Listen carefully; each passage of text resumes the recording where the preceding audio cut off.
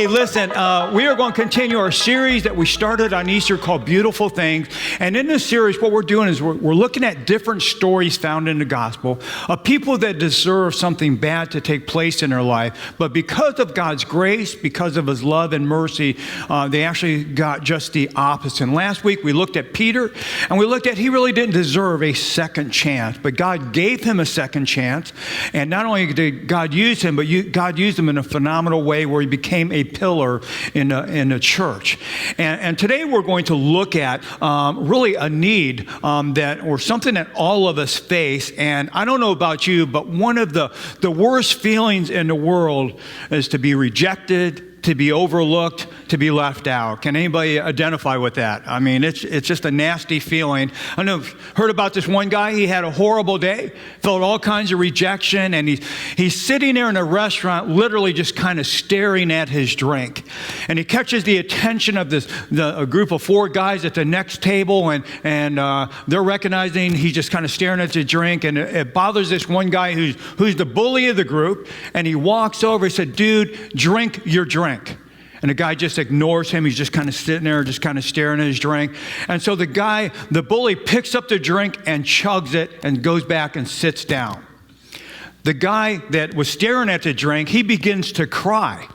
And so the bully feels bad. He goes back over, man. He said, "I'm really sorry. I can't stand to see a grown man cry. I'll buy you another drink." And the guy said, "Man, that's not it. You don't understand. I've had the worst day of my life. I've just faced all kinds of rejection. I woke up this morning late for work. When I went to work, my boss fired me. I went out to the parking lot to get in my car. My car was stolen. I had to call a cab, and I took a cab home, and I lost my wallet in a cab, and I can't get a hold of the cab driver. I walked into my house only to find out my wife left me. And so I came to this restaurant, and I was trying to get up enough courage to end it all by drinking the poison I mixed with my drink, and you come along and drink my poison." So some of you guys will get that later, okay? But really, when you think about it, rejection starts at a very early age. How many of you guys have ever experienced this? You're on a playground, and you have the 2 popular kids picking teams. And they're picking everybody, and you at the end, you are the last person to be picked. Anybody been there? Okay, there's 5 of us, okay? The rest of you guys, we hate you, okay? I'm only kidding. But seriously, you look at and you feel like a loser, okay?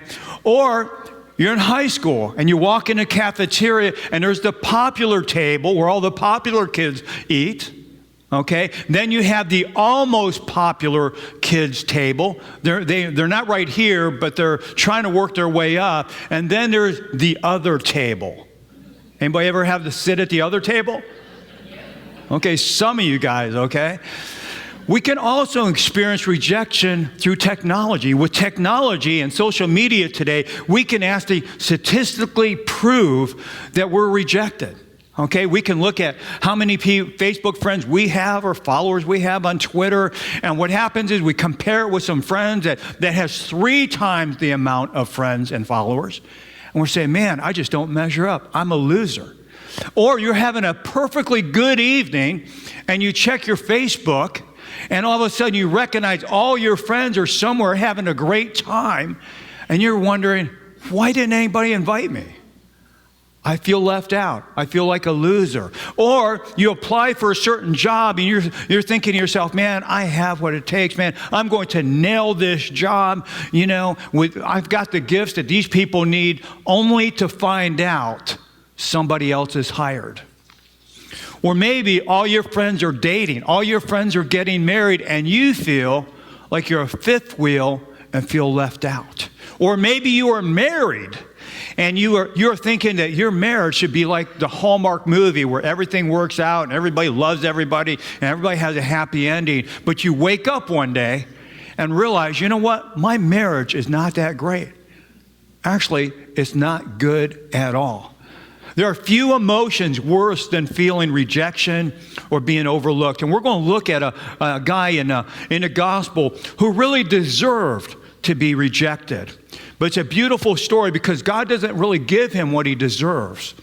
But because of the grace of God, God gives him just the opposite. His name's Zacchaeus. And Zacchaeus was a man that lived in the city of Jericho. And Jesus comes to Jericho one day. And Zacchaeus has an encounter with Jesus that radically changes his life forever. And Luke 19 says this: Jesus entered Jericho and was passing through. A man was there by the name of Zacchaeus. He was a chief tax collector and wealthy. And Luke tells us two things. He was the chief tax collector, and he was wealthy. Now, what you need to understand about Zacchaeus was he was absolutely probably hated more than anybody in that community. Probably more than anybody else. And here's why. First off, in order to become a tax collector, you actually had to bribe another tax collector to let you become a tax collector. So to be a tax collector, you had to be corrupt, much like our politicians are today, okay? Secondly, the way you would collect taxes is you would actually collect tax for Rome, say, and whatever you collected over the amount of tax that Rome owed, that those people owed, you got to keep it. You got to skim it off the top. So if a family owes $1 to Rome, you could tell them, hey, you owe Rome $10. You send Rome a dollar, they're happy. You get to keep the other $9. So it's a very corrupt system. So instead of being a tax collector, you're actually more like a mafia guy collecting extortion money. And you could go into a family and you could tell them they owe whatever, and there was no recourse for them. They had to pay what you told them to pay. So Zacchaeus is a very wealthy man because he's ripping off all the people around him. And to make matters worse, he's a Jewish man collecting taxes for a Roman government. So he was a criminal. You know, he was ripping people off, cheating people out of their money. But on top of that, he's committing treason to his own people. And to make matters worse, he's the boss. It says he is the chief tax collector. So he's over all the tax collectors, and he gets a whole nother level of money coming his way because he gets a cut out of everybody underneath him. So you have to understand, this guy is incredibly wealthy. Here's the other thing is he's not only collecting taxes for Rome, but remember, he's Jewish, and there's ramifications for that. Three things: you are disowned by your family, you can't worship in the temple, and you are now in a category worse than murderers. That would mean like an American being hooked up with ISIS. He was hated in his community. So when it came to money and possession, he had it going on. I'm sure he had all the latest and the greatest gadgets and stuff like that. But you know what? He came up short because he was bankrupt in an area that there's not enough money in the world that can make up for a lack of relationships and friendships. Zacchaeus was hurting. And he knew that the wealth he had came to him because he was a crook, because he was deceiving and cheating his own people. So we have a guy here that has a lot of money, but he doesn't like himself. He's bankrupt on the inside, and he's rejected by people, and obviously he's got to be very lonely. And from the outside, people may look at him and say, man, he's really got it going on, man. He's got all that wealth, and he's got it going on. But inside, he obviously was hurting and lonely, and we'll look at that here in a moment. But you know, that same thing happens today. You know, people can look really good and together on the outside, but inside be hurting. And I remember years ago when I first became senior pastor, there was a grandmother came up to me just in a very exciting fashion. She said, hey, my grandson just moved from up north of here to live with me. I want you to meet him. I went and met him in the foyer. And from the outside, man, he was dressed nicely, presented well, great first impression. Hey, you know, his hair was just perfect. And you walked away thinking, man, he's got all the women chasing after him. He's got life. He's holding light by the tail. I get a call later on that night where he jumped off the skyway. And so what he presented and what was actually going on inside of him was two different things. And to this day, nobody knows what was really going on inside of that young man. You may see a couple and they're holding hands or they're, you know, and they're snuggling and all that. You look at them and say, man, they must have an incredible marriage, man. They've got it going on. but we don't know what's going on behind the scenes. Man, they may be at each other's neck and throat, and you know, there's no intimacy going on. Or maybe somebody has this incredible social media presence, man. They've got all these followers. They've got all these friends on Facebook, and they present very well from a social media point of view. But if you peel the layers back in their life, they're lonely, they're confused, they're disconnected. Or some people may present very well, man, that guy is so spiritual. Man, the scriptures just flow out of his mouth. Man, he quotes all these scriptures. He's quoting from Deuteronomy. He even knows how to spell Deuteronomy. Who knows how to do that? And they're looking at it and saying, man, that dude is so close. That girl is so close to God. But inside, there could be a totally different story going on. Maybe they have doubts and fears, and they feel like an island on the inside. Chances are Zacchaeus was going through some of these very same feelings going on inside of them. Obviously, he didn't have any relationships. Because there's something inside of him, he wanted to check out Jesus. He wanted to check out the message that Jesus was proclaiming. Luke 19 says that he wanted to see who Jesus was, but because he was short, he could not see over the crowd. So he ran ahead and climbed a sycamore fig tree to see him, since Jesus was coming that way.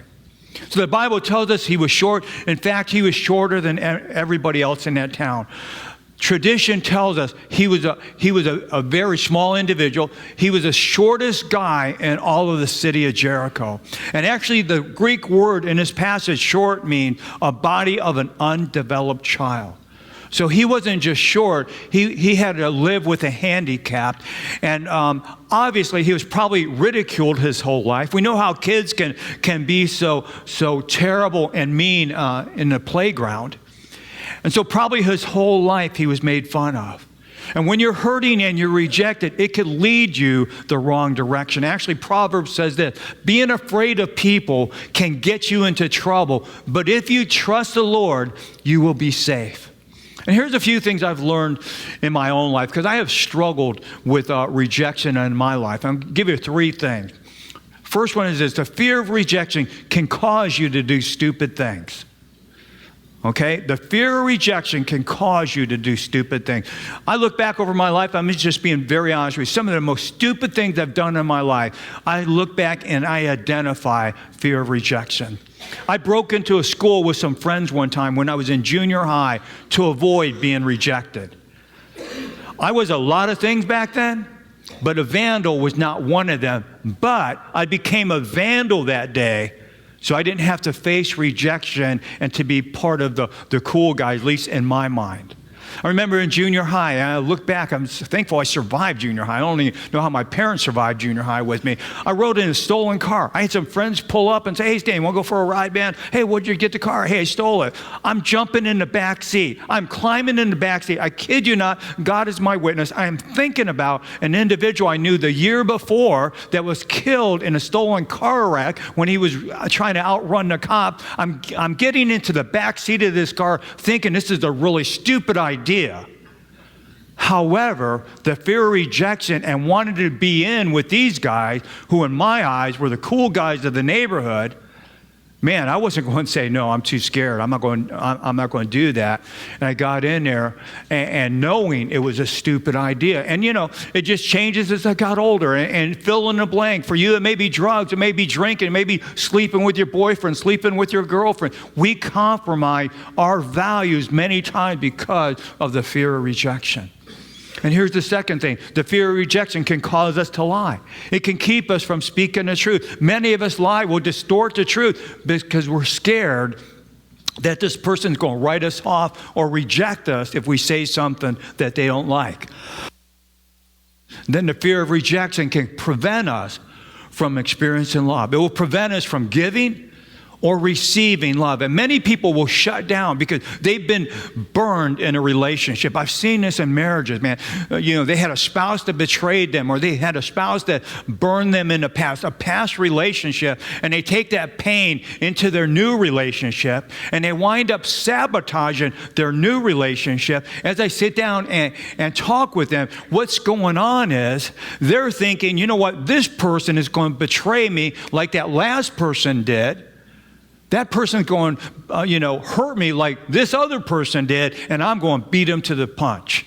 I'm going to sabotage this relationship. And they can't give or receive love because of the fear of rejection. And when we're operating in that fear of rejection, what we do is we'll build walls around us rather than building bridges to people's lives and developing relationships and friendships. And so we have a choice when we're facing rejection.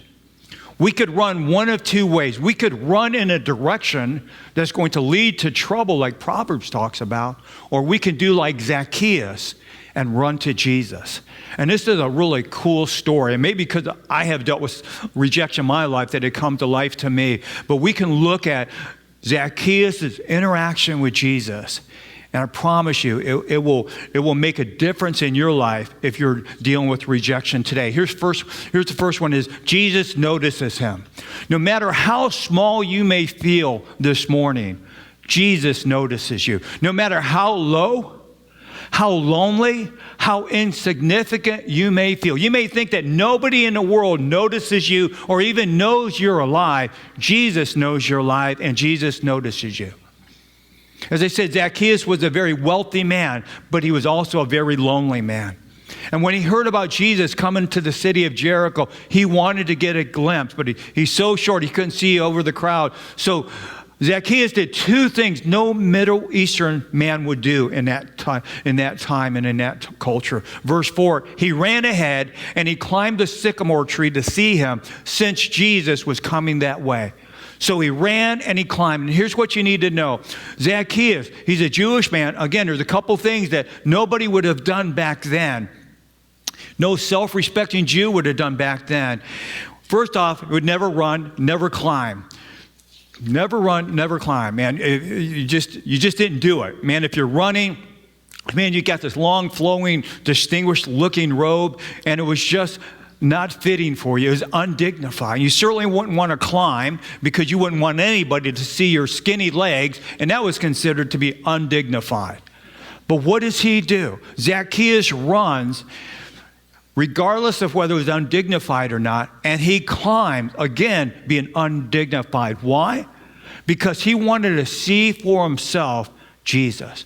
He probably heard about Matthew, another tax collector, who was banished from his family, wasn't allowed to go to the temple. So there's a chance that Zacchaeus may have heard about Matthew. And Matthew had an encounter with Jesus. And not only did he have an encounter with Jesus, Jesus invited him to be a disciple. And so I'm sure probably what was going on with Zacchaeus is, man, I need to find out for myself what Jesus is talking about. I want to hear his message. So notice what happens in Luke 19:5. When Jesus reached the spot, he looked up. In an area that was just crowded with people, shoulder to shoulder, Jesus looks up at Zacchaeus. I can only imagine that Zacchaeus' heart was like almost beating out of his chest. Adrenaline was pumping, and he's thinking, man, of all the people in Jericho, Jesus is looking at me. The Son of God is stopped, and he's looking at me. Well, why did he do that? Why did Jesus stop under that tree and look up at Zacchaeus? Because he knew exactly where Zacchaeus was. Do you hear that? Jesus knew exactly where Zacchaeus was. And here's the point. God knows exactly where you're at this morning. He knows exactly what you're going through. You may be up a tree emotionally today. You may be out on a limb relationally. You may have dug yourself in a hole. You may, in your mind, think that God and Jesus is galaxies away, and you don't feel him in your life. But I want to tell you this morning, he's got his eye on you. He knows exactly where you're at. And there's never a moment when God takes his eye off of you. If we could get this, and we have a hard time really imagining that God has us in his sight 24/7. We have a hard time. Do you have a hard time with that? I mean, that's an incredible concept, that God knows every move that you make. Why do we have a hard time with that? Because we don't pay that much attention to God. And I'm not trying to put condemnation on you. I'm just telling you, man, we have so many distractions in life. When we get caught up in life, we forget about God. But God doesn't forget about you. He has his eye on you 24/7. You may not have your eye on him 24/7, but he has his eye on you 24/7. Every moment of the day, every single day of the week, he's never taken his eyes off of you. He has every detail. He knows about every detail in your life. People may ignore you, but God does not ignore you. And God says, you matter so much that I never will take my eye off you. He has seen every hurt that you have felt. He knows of every betrayal that's ever happened in your life. He knows every tear that you have shed. He knows it all. And actually, Jesus says this in Luke, God never overlooks a single sparrow, and he pays even greater attention to you down to the last detail, even numbering the hairs on your head. None of us can fully comprehend how awesome God's love is. No matter how insignificant you may feel, I want you to know that God is with you and he sees you. Here's number 2. God called him by name. All of Zacchaeus' life, he was ridiculed and he was rejected. First, by his appearance, he was made fun of because he had this deformity going on. And number 2, by his actions, how he treated people. So nobody liked the way he looked, and certainly nobody liked the way the guy acted. We can only imagine the kind of gossip that was going on, the things that were being said behind this guy's back, and maybe even to his face. There's no doubt that Zacchaeus probably looked at himself in a very lowly fashion. But Jesus did something else. He had another surprise for Zacchaeus. He not only stopped at the tree and looked up, but look what else happened in verse 5. When Jesus reached the spot, he looked up and he said to him, Zacchaeus. Now imagine the shock that Zacchaeus had that Jesus called him by name. He said, Zacchaeus. And in fact, Zacchaeus probably hadn't heard his real name called in a long time. He was probably called a lot of names, probably some names that we can't even repeat this morning here in church. But it's probably been a long time before he's really actually been called his real name. And Zacchaeus is looking up at Jesus and thinking, man, not only did he stop, not only did he look up, but he knows my name. How does he know my name? Well, God knows where you are, and God knows who you are. He knows everything about you. He is personally acquainted with every detail of our life. The scripture I just read. He has every hair on our head counted. God is not this impersonal blob just kind of floating through the universe, not caring and just saying, oh yeah, there's humanity. He is personally in touch with every single one of us. And he knows your name. He knows everything about you. And when Jesus looked up at Zacchaeus in front of this huge crowd, he called him by name. But he shocked everybody for 2 reasons. First off, he knew the name of the biggest crook in town that was betraying his people. And here's number 2. What his name meant. Zacchaeus' name means righteous one. And Zacchaeus was anything but righteous. He was the biggest crook in Jericho. He was deceptive. He was despised by everybody. And again, this is probably the first time somebody's called him by his real name in a long time. But in spite of Zacchaeus' sin, Jesus affirms him. God's saying, I'm looking below all the emotional hurt. I'm looking beyond what everybody else is saying about you, Zacchaeus.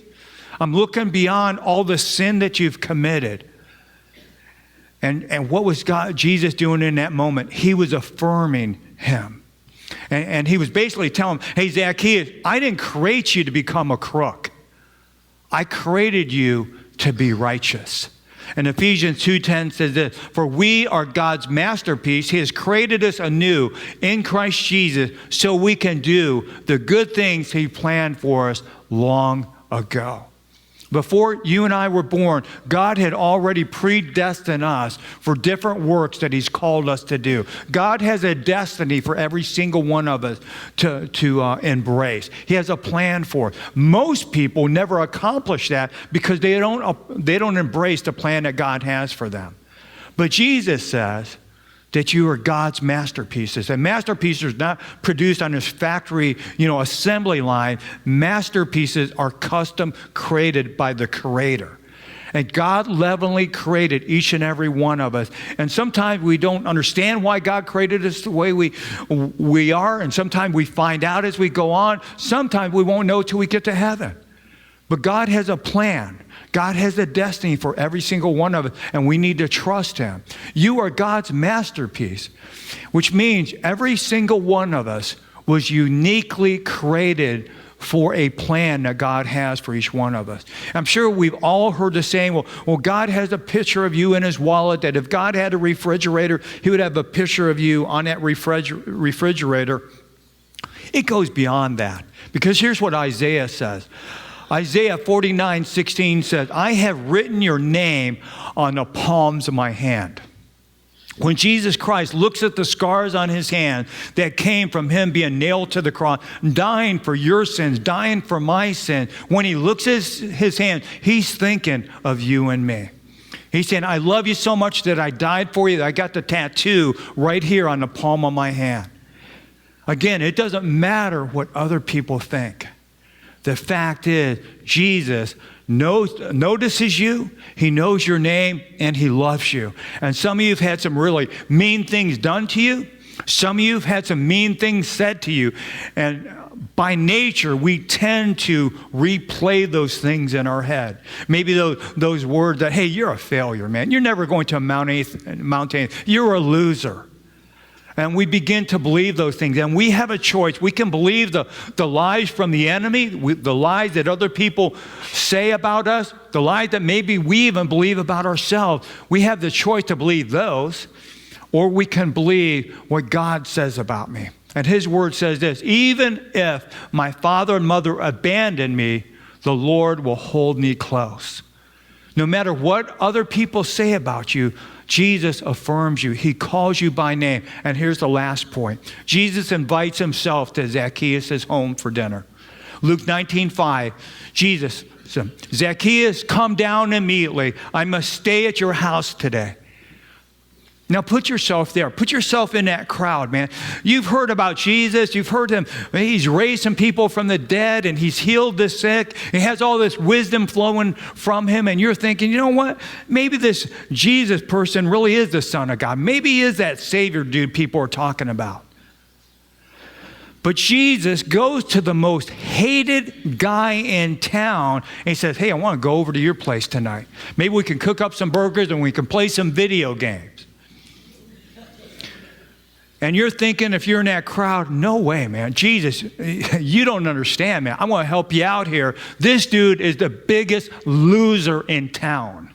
He's the most hated guy. He's the biggest thief in town. However, Jesus, me and my other buds over here, we're trying to figure you out. We're trying to live a righteous life. We go to the temple every week, man. We love our family. We've never ripped anybody off. Now, Jesus is so calm and cool, He doesn't even attempt to defend His actions. Now, if I Jesus, I'd have been dressing those guys, hey, listen, guys, I know you guys got it going on. You guys are trying to figure it out, man. Hey, I'm on a mission to rescue people, and this guy needs the grace of God. I'm going to go to his house. I need you guys to be praying for me that he'll receive my words. Jesus doesn't do that. Jesus ignores the crowd and he goes right for the craziest, wildest, most hated guy in town. Why? Because that's exactly who Jesus Christ came for. He didn't come for the righteous. He came for sinners. He didn't come for the healthy. He came for the sick.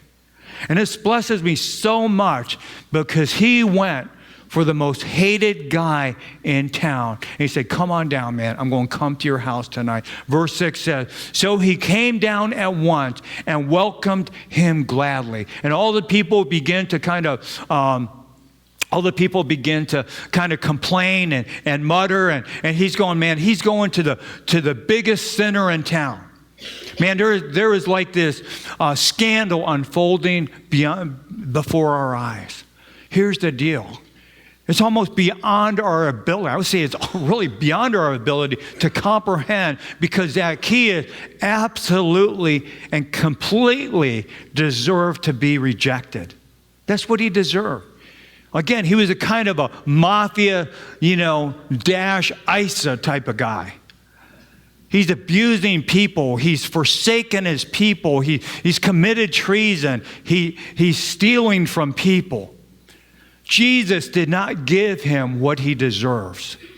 Just like when we turn to Jesus, he doesn't give us what we deserve. Jesus knew that Zacchaeus was carrying so much guilt, maybe like some people may be carrying this morning, that he knew that Zacchaeus would never presume to invite Jesus to his house, because obviously probably what was going on in Zacchaeus' mind, man, I'm not good enough to have Jesus Christ come to my house. I'm not good enough to have the Son of God come to my house. I'm not good enough to have a relationship with Jesus. And you may think this morning, hey, you know what? I'm not good enough. But you're wrong. It's not based on your goodness. It's based on God's incredible love that he has for every single one of us today. In spite of whatever you've done, Jesus wants to have a relationship with you. And the truth is, all of us have done some shameful things in our life. We've all hurt people.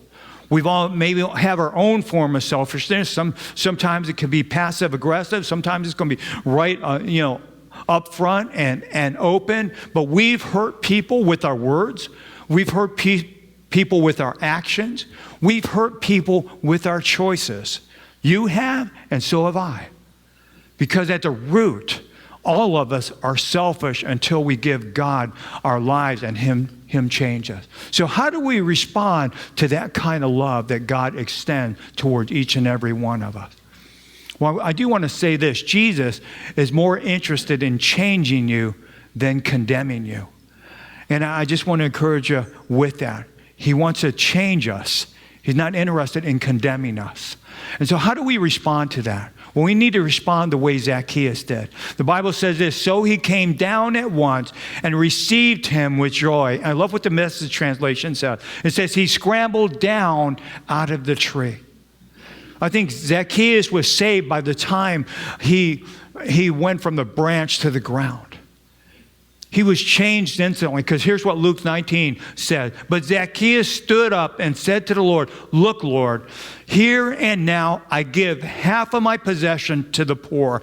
And if I have cheated anybody out of anything, I will pay back 4 times the amount. Jesus said to him, today salvation has come to this house. Jesus said, man, salvation has come to this house. The moment when he opened up his heart to Jesus, he was converted. Something radically changed in Zacchaeus' life. He went from being the most stingiest, selfish guy in town to the most generous and thoughtful guy in town. He said, I'm going to give half of my possessions away, and anybody I ripped off, I'm going to repay them 4 times. What happened? Jesus Christ and the love of God and the grace of God changed him from the inside out. How do you know that you've met Jesus Christ? Your attitude changes. You become more of a generous person. All of a sudden, you're not stingy. All of a sudden, you are not self-centered. You're looking out for others. You move from being a taker in life to being a giver. Because the Bible says that God so loved the world that he gave his only son. That's part of the nature of God. He's a giver. And when we accept Jesus Christ in our life, we're accepting Jesus, and his nature comes into our life and begins to transform us on the inside. And Zacchaeus is a public demonstration of a change of heart. He's saying, man, I'm going to give all this away. But I want to tell you, God doesn't ask you to give all your possessions away. But Jesus Christ does ask us to publicly demonstrate what's happened on the inside. And that public demonstration is called baptism. Baptism is a symbol that, hey, I'm a changed person. Doesn't mean I have it all perfectly worked out. Not to say I'm never going to sin again. But what it does mean is, I'm going in a new direction in my life. My feet are turned and going the opposite direction. I'm moving with God instead of against God. And when we put a person underwater, it's saying, my whole life is dead. It's buried. It's gone. I'm now headed in a new direction. I want to go God's way. And if you claim to be a Christian today, if you've committed your life to Jesus Christ, then God is saying, as an act of obedience, you need to publicly demonstrate that by being baptized. Next week, man, we're going to have a baptism out at the park at 4 o'clock. Unless you are dead or out of town for an emergency, if you haven't been baptized, I want to tell you, you need to be baptized.